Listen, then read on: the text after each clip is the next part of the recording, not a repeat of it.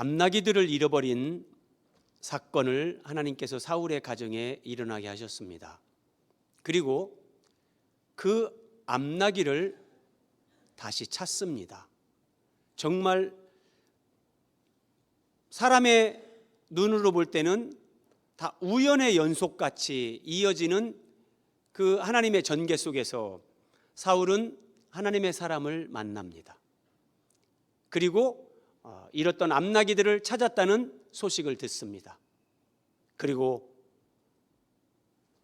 사울은 사무엘을 통해 기름 부음을 받고 이스라엘의 왕으로 세움을 받습니다. 하나님이 하시는 일은 참으로 신비롭고 우리의 상상을 언제나 뛰어넘습니다. 자, 이런 사울에게 하나님이 행하신 이런 일련의 이런 모든 행위들이 어떤 의미가 있는가? 그 하나하나에는 하나님이 주시는 영적인 메시지가 있습니다. 자, 함께 살펴보는데요. 암나기들을 잃고 찾는 이 체험을 통해서 하나님이 사울에게 주신 메시지입니다. 첫 번째, 환경에는 하나님의 메시지가 있다. 그러면 이 사울만 그런 것이 아니라 우리의 삶에 내가 경험하는 모든 삶의 환경에 하나님의 메시지가 있다는 거예요. 자, 9장 16절입니다. 내일 이맘때에 하나님께서 사무엘에게 말씀하셨어요. 내일 이맘때에 베냐민 땅에서 내가 한 사람을 네게로 보내리니, 한 사람을 보낸다고 말씀하셨어요. 그에게 기름을 부어서 이스라엘 지도자로 삼으라 말씀하셨죠. 그런데 하나님은 사울에게 너는 라마에 있는 사무엘을 찾아가라 이렇게 말씀하시지 않고 사울의 집에 한 사건을 일어나게 하셨는데, 암나기들을 잃어버리는 사건이 사울의 집에 일어났습니다. 하나님이 우리를 인도하시는데 그때그때 직접적으로 말씀이나 계시나 이런 식으로 하나님 하시지 않고 많은 경우에는 우리를 환경으로 이렇게 인도하십니다. 그래서 그 암나기들을 찾으러 갔다가 사울이 사무엘을 만나게 되고 기름 부음을 받습니다. 이가 내 백성을 다스리리라. 이스라엘의 왕으로 사울이 기름 부음을 받습니다. 자, 여기에서 여러분들에게 중요한 질문을 한번 드려보겠습니다. 하나님께서 만약에 고넬료와 베드로에게 두 사람에게 말씀하신 것처럼 사무엘과 사울에게 똑같이 말씀하셔서 두 사람이 만나는 경우와 사무엘에게는 내일 이맘때에 내가 한 사람을 보내겠다 말씀하셨지만 사울에게는 말씀하시지 않았어요. 그래서 사울은 잃어버린 암나기를 찾다가 사무엘을 만나게 됩니다. 이 두 가지의 차이가 뭘까요? 하나님이 사울에게도 내일 이맘때까지 네가 라마에 있는 사무엘을 찾아가라 그렇게 해서 만나는 것과 하나님이 사울에게 말씀하시지 않고 환경으로 인도해서 두 사람이 만나게 하시는 것, 이 두 가지의 만남에 어떤 차이가 있는가?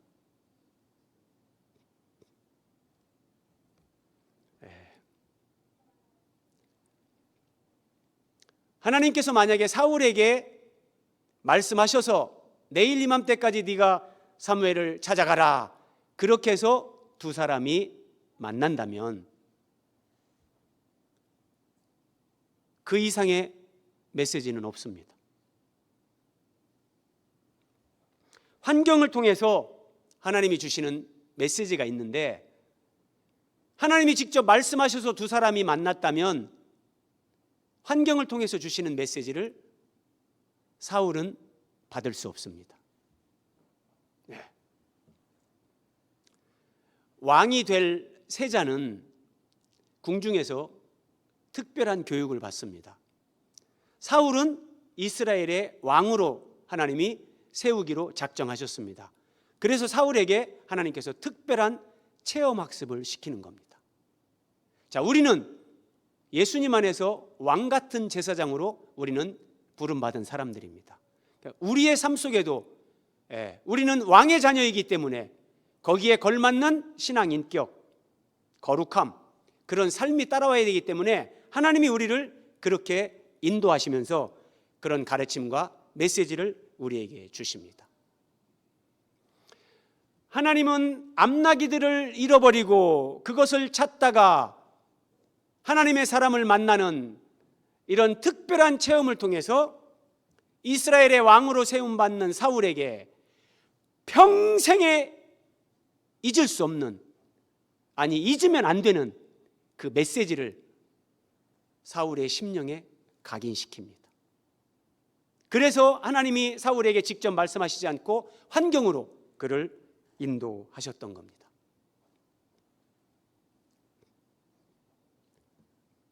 하나님께서 이 특별한 체험을 통해서 사울에게 몇 가지 메시지를 주시는데, 첫 번째가 환경에는 하나님의 메시지가 있다, 이겁니다. 매우 중요합니다.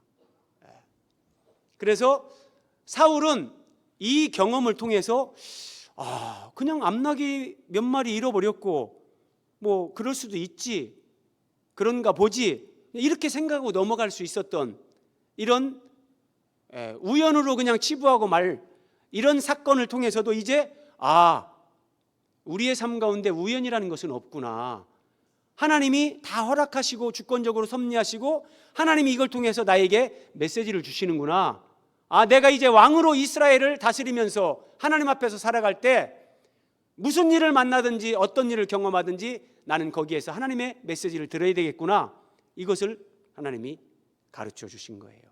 정말 가슴 깊이 사울에게 하나님이 환경에는 하나님의 메시지가 있다, 이걸 가르쳐 주셨습니다.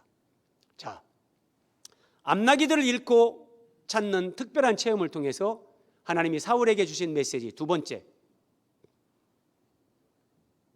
먼저 하나님께 물으라, 하나님 앞에 먼저 기도하라, 이 메시지예요. 이게 우리는 뭐 그거 다 아는데요, 그런데 무슨 일을 만나든지 하나님 앞에 먼저 묻고 기도하는 삶이 그렇게 훈련된 사람이 생각보다는 많지 않습니다. 자, 사울은 이스라엘의 이제 왕이 될 사람입니다. 이스라엘은 하나님의 나라를 상징적으로 보여주는 나라입니다. 그런데 만약에 그 이스라엘의 왕으로 세움받는 사울이 하나님 앞에 먼저 묻지 않고 기도하는 삶이 없다면 이스라엘은 하나님의 뜻대로 하나님 나라를 보여주는 그런 나라가 될 수가 없는 겁니다. 매우 중요한 겁니다. 우리가 그리스도인으로서 하나님의 자녀답게 살기 위해서 똑같습니다. 무슨 일을 만나든지 어떤 상황에서든지 하나님께 먼저 묻는 거예요. 근데 이 삶이 안 되면 우리가 그리스도인으로서 예수 그리스도의 향기를 바란다, 우리의 삶으로 하나님께 영광을 돌린다, 참 먼 얘기가 됩니다.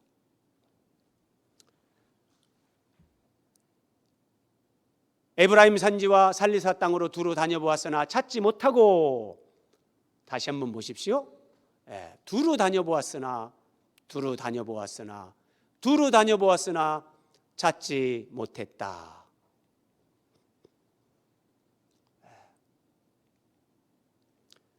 사울이 속한 베냐민 지파가 분배받은 땅, 이제 사울의 집이 있는 기브와 사무엘의 집이 있는 라마. 그런데 어떻게 됐습니까? 잃어버린 암나기들을 찾으러 살리사 땅으로 두루 다녀보았고, 사알림 땅으로 두루 다녀보았고, 베냐민 사람의 땅으로 두루 다녀보았으나 찾지 못한 겁니다. 만약에 사울이 집을 나서기 전에 하나님 앞에 먼저 기도하며 물었다면, 이렇게요, 만약에 물었다면 하나님께서 이렇게 응답하셨을 거예요.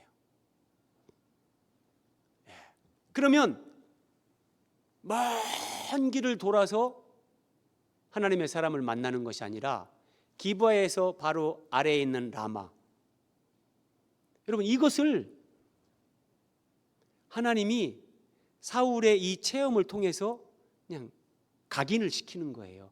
아, 그렇구나.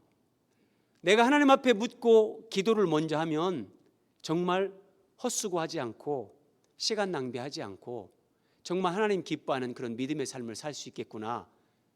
이 체험을 통해서 이 메시지를 사울에게 주시는 거예요.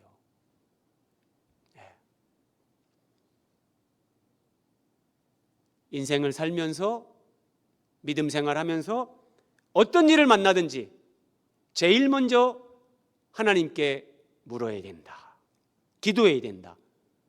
이 메시지를 하나님이 사울에게 주셨습니다. 자, 그런데 이제 이 두 가지 메시지, 환경에는 하나님의 메시지가 있다. 첫 번째였고요.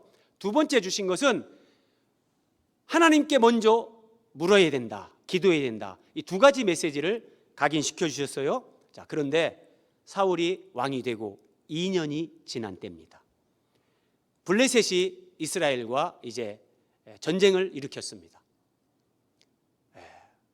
블레셋 사람들이 해변의 모래와 같이 수많은 사람들이 진을 치고 이제 이스라엘은 국가적인 위기, 재난 가운데 사울 왕을 중심으로 해서 모든 사람들이 위기의식을 느낍니다. 6절 보십시오. 이스라엘 사람들이 위급함을 보고 절박하여 어떤 히브리 사람들은 요단을 건너 길르앗 땅으로 갔다. 요단을 건너갔다는 것은 탈영병이 속출하는 겁니다. 자, 블레셋과 이스라엘이 지금 이제 전쟁을 목전에 두고 서로 마주하고 있는데 이스라엘 백성들이 느끼는 그 위급함, 절박함, 근데 그 가운데 이스라엘 진영에서 탈영병들이 속출하는 거예요. 그러니까 남아있는 백성들, 군사들은 모든 백성은 떨더라. 완전히 사기가 바닥에 떨어지면서 할 수만 있으면 전부 다 탈영하려고 기회를 엿보는 거예요. 지금 이런 상황이 됐습니다. 그런데 사울을 더 초조하게 만드는 거, 사무엘이 정한 기한 7일이 됐는데 사무엘이 도착하지 않는 겁니다. 그리고 백성이 사울에게서 흩어지는지라. 우리가 사울 왕 입장이라고 생각해 보세요. 블레셋과 지금 이제 전면전을 목전에 두고 있는데 그 위급함, 절박함 가운데 탈영병들이 속출하고 이제 백성들이 사울에게서 막 흩어집니다. 그러면 전쟁은 하나마나 끝나는 거 아니겠습니까? 그러면 이스라엘의 왕인 사울 입장에서 얼마나 초조하겠습니까? 자, 이런 상황에서 어떻게 해야 되는가? 사울이 사무엘이 오는 것을 기다리지 못하고 제사장이 제사를 드리는 것을 자신이, 사울왕 자신이 번제와 화목제물을 가져오라고 하고 번제를 드렸습니다. 자, 이게 어떤 의미인가 한번 보십시오. 분명히 하나님은 잃어버린 암나기들을 찾는 특별한 체험을 통해서 사소한 것 같고 우연 같지만 그 환경에는 하나님의 메시지가 있다. 분명히 각인시켜 주셨어요. 그리고 두 번째, 그런 어떤 환경에 직면하든지 먼저 하나님께 물어야 된다. 사울은 왕이 되고 2년이 지났는데 자, 전쟁이 일어났습니다. 그러면 하나님 앞에 정말 기도하는 것이 기본 아니겠습니까? 그런데 하나님께 묻지 않습니다. 위급함, 절박함, 탈영병들이 속출하고 백성들이 다 흩어지는 상황인데도 사울은 그 환경에 하나님의 메시지가 있다는 것을 전혀 생각하지 못합니다. 하나님께 먼저 엎드려 기도해야 된다는 것을 생각하지 못합니다. 왜 그랬을까요? 하나님은 이런 것을 예견하시고 미리 사울에게 특별한 체험을 통해서 이 메시지를 각인시켜 주신 거예요. 근데 2년이 중요한 것 같아요. 왕이 되고 2년. 사울은 권력에 취하는 겁니다. 높은 데서 그 군림하는 그 권력에 길들여진 겁니다. 하나님 앞에 무릎 꿇고 엎드려 기도하는 이런 생각 자체가 없어졌어요. 하나님은 이런 걸 내다보시고, 그래서 오늘 사무엘상 9장에 보면 선견자, 선지자 이런 표현이 나와요. 미리 내다보고 미리 알고, 그래서 하나님은 사울에게 이런 특별한 체험을 통해서 메시지를 주셨는데 사울이 이걸 다 망각하는 거예요. 여러분, 하나님 앞에 먼저 기도하지 않으면 지속적인 승리는 안 됩니다. 부분적인 승리는 할 수 있지만 기도하지 않는 사람은 지속적으로 승리하지 못합니다. 분명한 사실입니다. 자, 세 번째 하나님이 사울에게 주시는 메시지.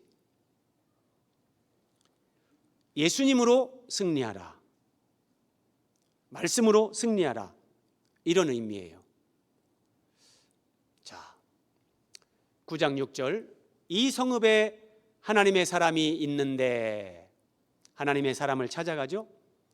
자, 이 구약인데, 구약 시대인데 오늘 우리에게 적용하면 하나님의 사람을 찾아간다. 기본적으로 뭐 교회에 온다 이렇게 해석할 수 있고, 조금 더 우리가 깊이 생각하면 이제 예수님께 나오는 거죠. 그리고 하나님의 사람은 말씀을 가지고 있는 사람, 그래서 말씀을 찾아가는 거예요. 자, 하나님의 사람을 찾아갔죠? 하나님의 사람을 찾아갔는데 하나님의 사람 사무엘이 사울을 위해서 요리사에게 특별히 준비시켜 놓은 음식이 있었습니다. 사무엘이 요리인에게 이르되 내가 네게 주며 네게 두라고 말한 그 부분을 가져오라. 그 부분이 뭐냐? 제물로 드려지는 짐승의 넓적다리입니다. 요리인이 넓적다리와 그것에 붙은 것을 가져다가 사울 앞에 놓는지라. 그리고 사무엘이 이르되 네 앞에 놓고 먹으라. 너를 위하여 이것을 두고 이때를 기다리게 하였느니라. 사무엘이 사울을 위해 이 하나님 앞에 제사 드려지는 그 제물의 넓적다리를 요리인에게 딱 미리 이것을 먹기 좋게 요리해 놓으시오. 그리고 사울이 왔을 때 요리인에게 내가 말한 것을 가지고 오라. 넓적다리를 가지고 와서 그날에 사울이 사무엘과 함께 먹었다 이럽니다. 도대체 이 무슨 말인가? 여기에도 중요한 메시지가 있습니다. 우리가 만약에 용산 대통령실에 초대를 받아서 대통령과 식사를 했어요. 그런데 그때 나온 메뉴 여러분 평생 잊을 수 있겠습니까? 절대 못 잊습니다.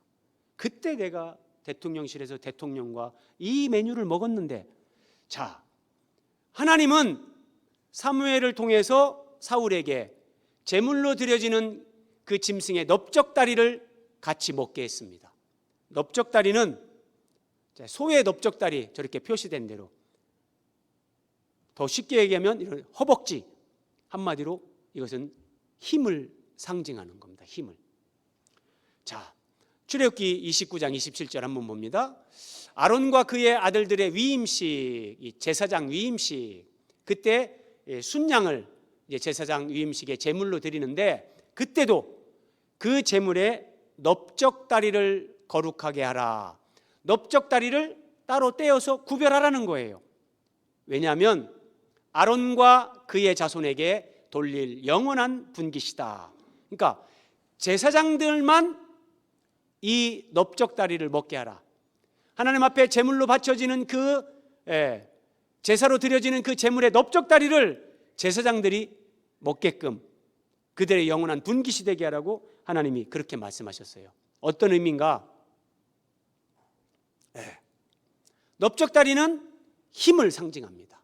그런데 제사장이 그 넓적다리를 먹게 하셨어요.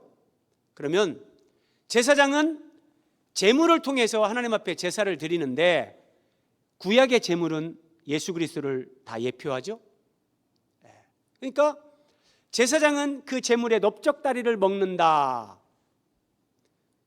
예수 그리스도를 통해서 넓적다리 힘을 얻는 겁니다. 제사장에게 그래서 하나님은 제물의 넓적다리가 그들의 영원한 분깃이 된다. 그래서 제사장은 돈으로 사는 것이 아니고 땅을 소유하고 사는 것이 아니라 이렇게 하나님이 주시는 영적인 은혜로 사는 건데, 해석하면 예수 그리스도로 부유함을 누리고 예수 그리스도로 그 말씀으로 그 행복 가운데 충만한 가운데 하나님을 섬기며 하나님의 백성들에게 자신의 심령에서 경험되어지는 그 하나님의 은혜가 흘러가게 하는, 이게 제사장이에요. 그래서 이스라엘 백성들은 그 제사장을 통해서, 제사장이 제사를 드리죠. 예배를 집전합니다. 제사장을 통해서 말씀을 듣습니다. 제사장은 그 제물의 넓적다리가 상징하는 예수 그리스도를 통해서 하나님으로부터 은혜와 힘을 공급받고, 이스라엘 백성들은 그 제사장들을 통해서 하나님이 주시는 그 은혜와 힘을 공급받는 거예요. 이게 하나님 나라 상징하는 이스라엘 백성들의 삶의 원리입니다. 그런데 사울에게 하나님께서 사무엘을 통해서 이 넓적다리를 먹게 하신 거예요. 제사장을 통해 제물과 말씀으로 너는 힘을 얻고 이스라엘을 다스리는 왕이 되어야 된다. 그냥 이스라엘의 왕으로 세워지는 사람이니까 사무엘이 한번 거하게 식사 대접한다, 그런 얘기가 아닙니다. 메시지가 있는 거예요. 사울, 너는 이제 이스라엘의 왕이 되어서 하나님 앞에 이 나라를 이끌게 될 터인데 네 힘으로 네 능력으로 할 수도 없고 해서도 안 된다. 너는 제사장을 통해서 그 제물의 넓적다리, 그 제물이 곧 예수 그리스도를 예표하잖아요. 예수님과 하나님의 말씀으로 너는 힘을 얻고 그 힘과 능력으로 너는 이스라엘을 하나님의 뜻대로 이끌어야 된다. 이 메시지를 이 만찬을 통해서 주신 겁니다.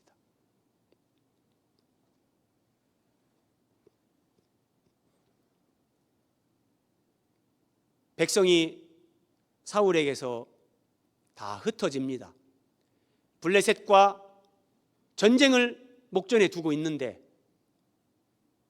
위급한 상황, 절박한 상황, 탈영병이 속출하는 상황, 백성들이 사울에게서 흩어지는 상황, 인간적으로는 이해됩니다. 얼마나 절박하면 사울이 저렇게 했을까. 그러나 하나님 앞에서 용납될 수는 없죠.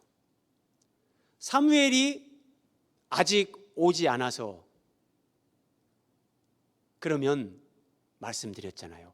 왜 사무엘이 정한 기간이 7일인데 왜 오지 않을까? 하나님 앞에 물어야 되고, 하나님이 나에게 지금 무엇을 말씀하시는가, 환경을 통한 메시지를 들어야 되고, 이런 믿음으로 하나님 앞에 반응을 해야 되는데 눈에 보이는 백성이 흩어지는 상황, 기다리지 못하고 사울이 번제를 직접 드렸습니다. 번제를 마치자 사무엘이 도착합니다.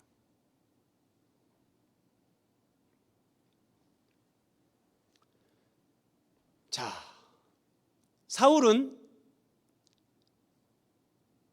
우리 예수님은 히브리서에 보면 예수님이 우리의 참 대제사장이다.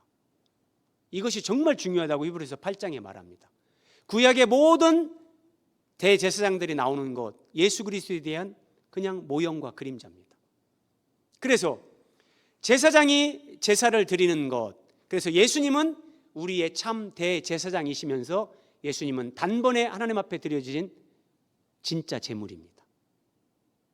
그러면 이런 영적인 의미로 우리가 사울의 행위를 볼 때, 사울이 자신이 번제를 드린 것은 예수 그리스도를 통해서 힘을 얻고 그 예수 그리스도를 통해서 전쟁이 됐든지 일상의 삶이 됐든지 승리해야 되는데, 사울 자신이 번제를 드렸다는 것은 그 번제 제물이 예수 그리스도를 예표하는 것이요, 그 제사를 드리는 제사장도 그리스도를 예표하는 건데, 사울 자신이 예수 그리스도를 좌지우지하는 사람, 이게 어마어마한 죄가 되는 거예요. 왜 제사장의 영원한 분깃이라고 하나님이 말씀하신 그 짐승의 넓적다리를 먹게 했는가? 하나님이 그런 걸 통해서 메시지를 주고 이스라엘의 왕이 됐을 때 너는 반드시 이렇게 살아야 된다, 그래야 너도 승리하고 이스라엘이 승리할 수 있다, 그렇게 가르쳐 주시고 하나님이 메시지를 주셨는데, 사울은 여기에서도 실패합니다. 자, 오늘 마지막 네 번째, 암나기들을 잃고 찾는 체험을 통해서 사울에게 주신 메시지, 이름으로 얻는다. 이름으로 얻는다. 자, 사울 집에 암나기들을 잃어버리는 사건이 발생했습니다. 그렇죠? 그런데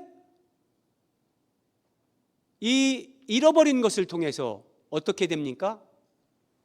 하나님의 사람을 만나고 하나님의 사람을 통해서 사흘 전에 잃은 내 암나기들을 찾았느니라. 하나님의 사람을 만나고 이것을 찾게 됩니다. 그리고 그것뿐만 아니라 사울은 기름 부음을 받고 이스라엘의 왕으로 세움을 받습니다. 잘 생각해 보세요. 하나님이 왜 암나기들을 잃어버리는 이런 사건을 배후에서 연출하시고 그것을 찾으러 가게 하시고 찾게 하시고 기름 부음을 받게 하시고, 하나님은 왜 이렇게 하시는가? 하나님이 그냥 의미 없이 하시는 게 아니에요. 여기에 완벽한 메시지, 네 번째 메시지, 이름으로 얻는다. 암나기들을 잃어버렸어요. 내가 건강을 잃어버리고 돈을 잃어버리고 내가 사람을 잃어버릴 수 있어요. 그런데 그걸 통해서 우리가 하나님의 사람을 만나고 하나님 앞에 가까이 나가고, 우리는 그걸 통해서 하나님이 예비하신 더 크고 풍성한 것을 얻게 되는 거예요. 이 메시지를 사울에게 정말 하나님이 도장을 파듯이 그의 의식, 그의 심령에 각인을 시킨 거예요. 잃는 것이 얻는 것이다. 이게 하나님 나라의 원리다. 이것이 하나님 나라를 상징하는 이스라엘 백성들의 삶이고, 너는 이스라엘의 왕으로서 이 부분에 있어서 너는 본을 보여야 된다. 하나님이 이 메시지를 주신 거예요. 그런데 이름으로 얻고 비움으로 채워지고 죽음으로 살게 되는 것, 이것이 하나님 나라의 원리입니다. 이 하나님 나라의 원리예요. 하나하나가 그냥 되는 건 아니죠. 그런데 이제 하나님께서 사무엘 선지자를 통해서 아말렉의 모든 소유를 진멸하라 명령하셨어요. 남녀, 노소, 심지어 유아, 소와 양, 낙타, 나귀, 모든 것을 죽이라 하나님이 말씀하셨어요. 그런데 사울이 어떻게 하는가 보십시오. 사울과 백성이 아말렉의 왕 아각을 살려둡니다. 양과 소의 가장 좋은 것, 기름진 것, 어린 양과 모든 좋은 것은 살려둡니다. 그리고 가치 없고 하찮은 것은 진멸하니라. 하나님은 분명히 이름으로 얻는다, 이것이 하나님의 방법이고 하나님 나라의 원리다 분명히 가르쳐 주셨는데, 한 나라의 왕이면서 이 탐욕을 이기지 못합니다. 성령으로 아니하고는 사실 그 탐심 하나를 인간은 이길 수 없죠. 하나님은 이런 걸 다 미리 아시고, 그래서 사울에게 이런 특별한 체험을 통해서 구구절절히 그에게 필요한 메시지를 주신 거예요. 이름으로 얻는다. 이름으로 얻는다. 그런데 하나님이 다 진멸하라고 하신 거기에도 순종하지 못하고 좋은 것은 남기고 가치 없고 하찮은 것만 진멸합니다. 또 하나, 골리앗을 죽이고 이제 다윗이 이스라엘을 구원하고 이제 예루살렘에 이 퍼레이드가 벌어집니다.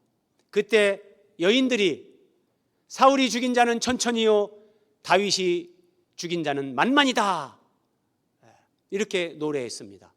그때 사울이 그 말에 불쾌하여 심히 노하여.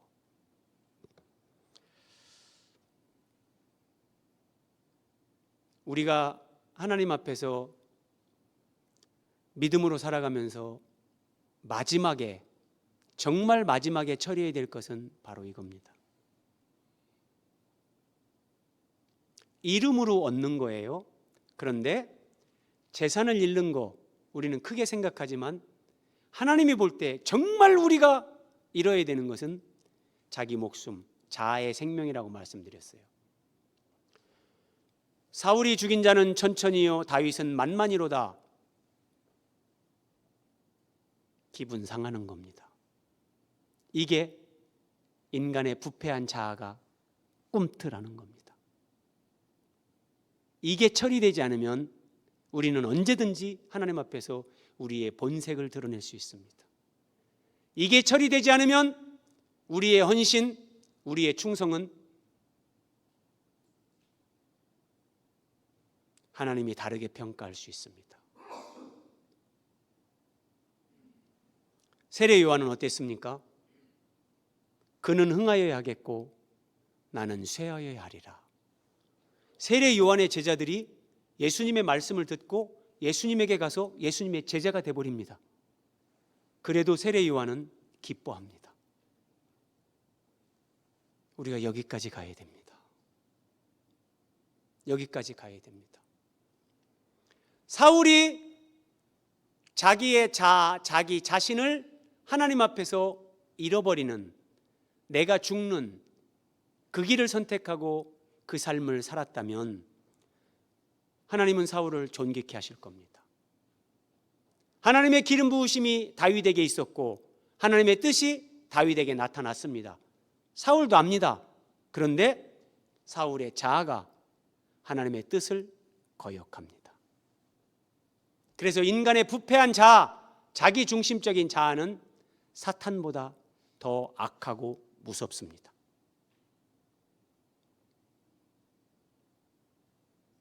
여기에서 사울은 결정적으로 무너지는 거예요. 그래서 사울이 다윗을 더욱더욱 두려워하며 평생에 다윗의 대적이 되니라. 다윗의 대적이란 말은 하나님의 대적이 되는 거예요. 표면적으로는 이스라엘의 왕인데 하나님의 대적이 되는 거예요. 자, 이름으로 얻는다. 이것이 하나님 나라의 원리다. 하나님이 가르쳐 주셨어요. 암나기들을 잃어버렸다가 찾았고 왕이 됐잖아요. 그런 특별한 체험, 특별한 은혜를 입은 이 사람이 모든 생명체를 진멸하라고 하는데 자기 눈에 보기 좋게 보이는 것은 다 남겨놓습니다. 하나님의 뜻이 다윗에게 나타나는데도 그것을 거역합니다. 사울은 탐욕과 권력욕으로 하나님의 메시지를 버렸습니다. 그래서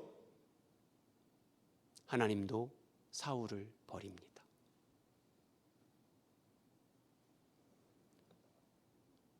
네 가지 암나기들을 잃고 찾는 특별한 체험을 통해서 하나님은 미리 예견하시고 이스라엘의 왕으로 세움받는 사울에게 주신 메시지 4가지 한번 같이 해볼까요? 첫째, 환경에는 하나님의 메시지가 있다. 둘째, 먼저 하나님께 물어야 한다. 셋째, 예수님으로, 말씀으로 승리하라. 넷째, 이름으로 얻는다.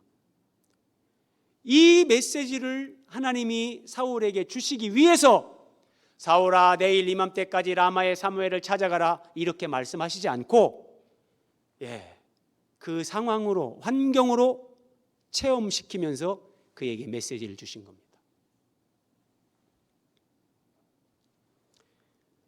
우리에게도 하나님은 이런 영적인 원리로 우리에게 일하십니다. 여러분, 고난이 많다는 것, 지금 내가 뭔가 잃어버리는 것이 있다는 것, 이걸 기억하십시오. 사울을 이스라엘의 왕으로 세우려는 하나님의 뜻과 계획이 없었다면 하나님은 그렇게 하시지 않습니다. 하나님이 우리를 하나님의 때에 하나님의 영광을 위해 쓰시고자 하시는 하나님의 계획이 있습니다. 하나님의 계획 안에 있는 사람들은 잃어버리는 거, 내 자아가 꺾이고 죽임당하는 거, 이 환경으로 하나님이 우리를 끌고 가십니다. 그게 은혜입니다, 여러분. 여러분 잘 생각해 보십시오. 인생은 내가 선택하고 내가 시작한 게 아닙니다. 하나님이 내 육신의 부모를 통해서 나를 이 땅에 태어나게 하셨어요. 하나님의 뜻과 계획이 있는 거예요. 그런데 우리는 하나님의 뜻과 계획, 하나님의 부르심의 소망, 그 기업의 영광의 풍성, 이런 거 생각하지 않고 하나님, 나는 힘든 거 하나도 없이 편안하게 잘 먹고 잘 살다가 건강하게 살다가 그냥 잠자다가 천국 가면 제일 좋겠습니다. 그러면 하나님은 그 사람을 이 세상에 굳이 보낼 이유가 없는 거예요. 하나님 모르는 사람들이 그런 기도하는 거예요. 조금 더 적극적으로 내가 힘들고 어려워도 하나님 뜻이라면, 하나님이 정말 나를 통해서 뭔가 이루시고자 하시는 게 있다면 하나님, 제가 믿음으로 잘 순종하며 따라갈 수 있도록 가르쳐 주시고 깨닫게 하시고 도와주십시오. 우리의 기도는 이렇게 바뀌어야 되는 겁니다.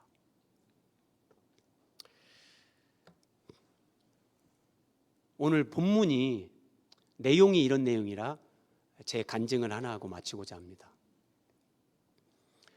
제가 직장 생활을 하다가 이제 신학대학원에 합격을 했습니다. 합격자 발표가 났습니다. 이제 한 달 반 정도 지나면 이제 신대원에 입학을 하고 이제 신학생이 되는 겁니다.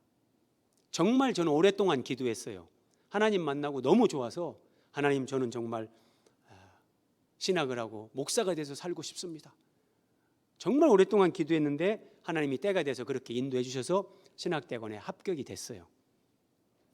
그리고 잠시 이제 여유 있는 시간입니다. 입학 전에 제 형님이 대전에 사시고 동생이 고향 논산에 삽니다. 충남 논산에. 그래서 이제 동생을 만나러 가는데 제가 혼자 차를 가지고 가려니까 뭐 굳이 장거리 그럴 필요가 있나. 그래서 마산에 가서 그때 당시 고속버스를 타고 대전에 내렸습니다. 그리고 대전에서 형님 집에 들려서 형님 차를 타고 제가 논산을 향해서 가고 있었습니다. 지금은 없어졌는데 한 2년 전만 해도 이제 국도로 논산을 가다 보면 황산벌 휴게소라고 있었습니다. 그 휴게소가 한참 그때 공사를 하고 있었는데 제가 휴게소 그 앞을 지나는데 갑자기 앞바퀴가 덜컹 하는데 제 느낌으로 도로가 이렇게 움푹 파인 것 같았어요. 앞바퀴가 쿵 하면서 제가 핸들을 잡고 있었는데 핸들이 제 손에서 이쪽으로 돌았다 이쪽으로 돌았다가 막 제어가 안 되는 거예요. 차가 몇 바퀴 굴렀습니다. 그리고 제가 정신을 차렸는데 옆에서 사람 죽었다, 사람 죽었다고 막 외치는 소리가 들리는 거예요. 제가 문을 열고 나가려고 하는데 차가 찌그러져서 문이 안 열립니다. 그래서 제가 벨트를 풀고 발로 문을 차고 어렵게 내렸습니다. 봤더니 한쪽에 한 아저씨가 머리에 피가 뻘겋게 흐르는 상태로 쓰러져 있고, 한 아저씨가 옆에서 사람 죽었다고 막 소리치는 겁니다. 다른 생각할 여유가 없었습니다. 지나가는 차를 잡으려고 아무리 해도 차들이 서질 않습니다.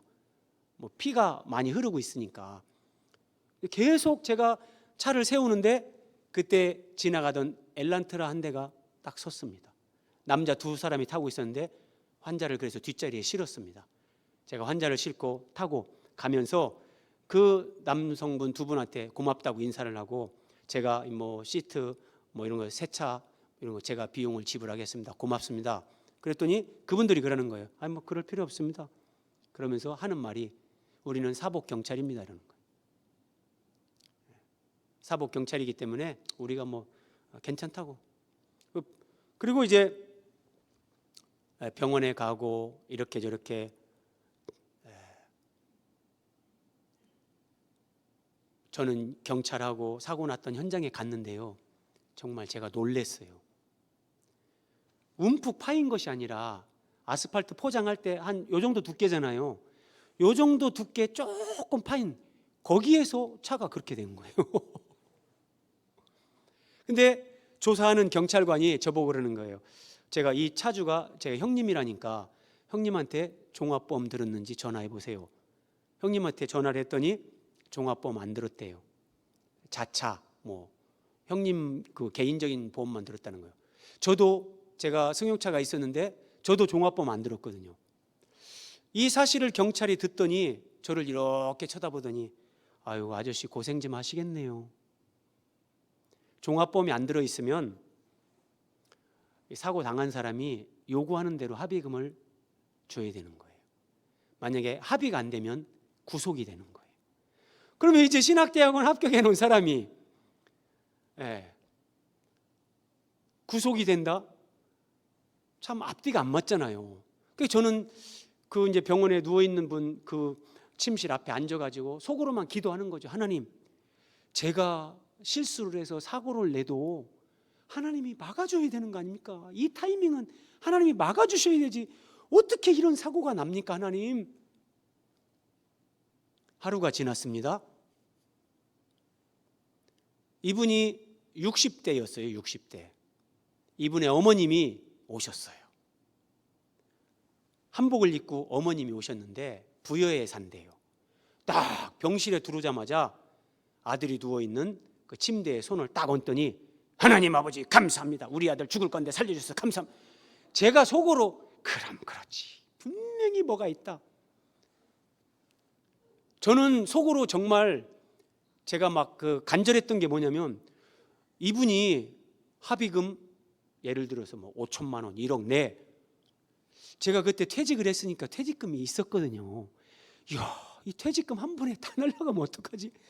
제발 적당한 선에서만 합의금 달라고 하면 좋겠다. 이 어머니가 이제 예수님 믿으니까, 야, 이제 딱 상황 알고 욕심내지 마라 이렇게 얘기해 주면 좋겠구나 했는데, 이 어머니가 기도를 마치더니 이러는 거예요. 그 아들 며느리한테, 니들은 이제 교회 가서 예수 믿어야 된다. 너는 죽을 건데 하나님이 살려줬다. 그러면서 할머니가 말씀하시는데, 사고 나는 그날 새벽에 할머니가 새벽 기도를 가셨어요.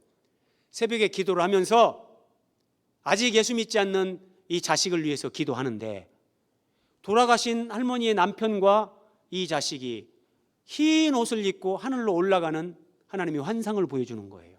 그럼 뭐예요? 오늘 이 아들 죽는다는 거죠. 그래서 그 할머니가 하루 종일 이 아들을 위해서 기도한 거예요. 하나님, 우리 아들 예수 믿고 천국 가야 됩니다. 우리 아들 제발 하나님 살려주십시오. 근데 그날 밤 한 6시 반, 7시 그때쯤 사고가 난 거예요. 그리고 할머니가 아들을 보니까 이게 머리가 깨졌는데, 어떻게 깨졌냐면 제가 운전하던 차가 덜컹하면서 돌면서 공사 중 표시에는 옛날에는 쇠 드럼통을 세워놨어요.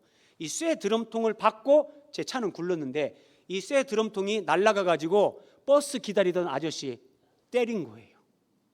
한 아저씨가 이렇게 맞아 가지고 막 할머니가 보니까 이거 죽을 건 아니거든요. 치료하면 뭐 생명에는 지장이 없으니까. 그런데 어떤 일이 있었냐면 제가 합의를 안 하면 구속된다는 거예요. 경찰서에서는 2주 안에 합의서를 제출하십시오. 정말 힘들었습니다. 사람이 농촌 아저씨 순수했는데 옆에 아저씨가 와가지고 자꾸 쑤시는 거예요.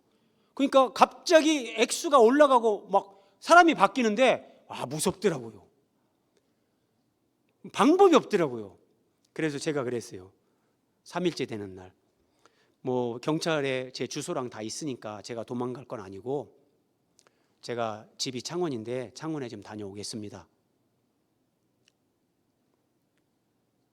밤에 집에 도착했는데 저희 큰딸이 그때 막 좀 했어요. 그러니까 제가 아내한테 전화를 했죠. 저희 큰딸이 저보고 그러더라고요. 아빠 사고 났다며? 제가 막 눈물이 울컥 나더라고요. 그리고 하룻밤 이제 지내면서 아내하고 얘기를 했죠. 그래, 뭐 내가 잘못했는데 퇴직금을 다 주고 아니면 전세금까지 빼서 주더라도 합의해야지 어떡하겠노. 그래, 마음 비우자. 딱 그렇게 마음 먹었어요. 그리고 다음 날 일어나서 사고 나고 4일 만에 제가 보험 든 그때 예수 믿지 않던 제 처남한테 전화를 했어요. 형님, 사실은 제가 4일 전에 이렇게 사고를 냈는데, 그랬더니 대뜸 그러는 거예요. 이 사람아, 사고가 났으면 나한테 먼저 전화를 해야지 왜 이렇게 늦게 전화하는 거야? 뭐 내가 보험을 든 게 없는데 전화해야 뭐 하겠습니까? 근데 주변에서 그 책임보험에서 어느 정도 보상하는 게 있을 수 있다, 알아봐라. 그래서 제가 전화를 한 거거든요. 저는 이제 신학하러 가는 사람이 사고 냈다면 예수 믿지 않는 처남을 하나님 앞에 참 영광 안 된다, 그래서 전화를 안 했던 거거든요. 근데 처남이 그러는 거예요. 수화기 들고 잠깐만 있어. 그러면서 수화기로 막 자판 두드리는 소리가 들리는 거예요. 그러면서 이러는 거예요. 저 마산 양덕동이라는 데 아나? 그래서 예. 거기 가면 이런 빌딩이 있는데 거기에 이런 여기 이 보험회사 찾아가라. 그러면 다 해결된다. 그래서 형님, 제가 보험 든 게 없는데 무슨 말입니까? 그랬더니 저는 이제 1년 단위로 보험 갱신할 때 형님한테 얼마입니까? 그럼 얼마 송금만 했거든요. 그런데 저희 처남이 패키지 보험이라는 것을 하나 가입을 한 거예요. 이게 한 뭐 8,000원, 9,000원밖에 안 해요, 1년에. 근데 이 패키지 보험이 뭐냐면 제가 다른 차를 운전하든지 어쨌든 사고를 내면 1억 5천만 원까지 여기서 책임을 지고 어쨌든 뭐 형사 책임까지 다 지는 거예요. 제가 운전하고 정말 마산까지 가서 그 이제 담당자한테 이래서 왔습니다 그랬더니 저보고 막 화를 내는 거예요. 사고 나면은 뭐 24시간인가 48시간 안에 신고해야 되는 거 모릅니까? 왜 이제 오셨습니까? 저는 제가 보험 든지 몰랐습니다. 그랬더니 그 아가씨가 어이구, 마음고생 좀 하셨겠네요. 그러면서 서류 하나 떼주더니 이거 논산경찰서에 제출하세요. 그럼 끝입니다. 그러는 거예요. 하나님은, 저는 몰랐어요, 패키지 보험이 들어있는지. 근데 하나님은 그것도 아세요. 그리고 저에게 이 메시지를 주시더라고요. 너 통장에 퇴직금 지금 조금 있지? 너 평생에 돈 의지하지 마라. 너 차가 몇 바퀴 구를 때 네가 죽을 수도 있었고, 네가 사고 낸 그 쇠 드럼통이 날아가서 그 사람을 쳤을 때 그 사람이 죽을 수도 있다. 네가 죽을 수도 있었고 네가 누군가를 죽일 수도 있었다. 네 생명이 내 손에 있다. 너는 나만 믿고 믿음으로 살아라. 이 메시지 딱 주시고 저를 신대원에 보내시는 거예요. 하나님은 우리에게 각기 뜻이 있고 계획이 있으시기 때문에 고난을 허락하시고 뭔가를 잃어버리고 정말 죽을 것 같은 그런 환경 속으로 우리를 집어넣기도 하십니다. 그러나 염려하지 마십시오. 낙심하지 마십시오. 그 환경을 통해서 나에게 주시는 하나님의 메시지를 잘 분별하시고 그 메시지에 순종하며 나아가십시오. 하나님이 책임지시고 하나님이 영광스럽게 하실 겁니다. 기도하겠습니다.